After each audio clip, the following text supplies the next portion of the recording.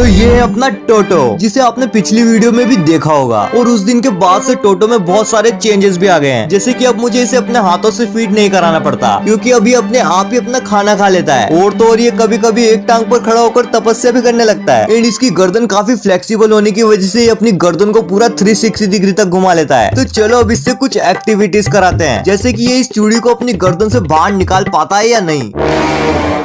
जलवा है हमारा। एंड अब नेक्स्ट होगा इसका बैलेंसिंग टेस्ट, जिसमें टोटो को इस पाइप पर बैलेंस करना होगा। एंड सरप्राइजिंगली टोटो ने इस टेस्ट को एकदम क्लियरली पास कर लिया। एंड फाइनल में अब देखते हैं कि ये अपने नाम को सुनकर कैसे रिएक्ट करता है।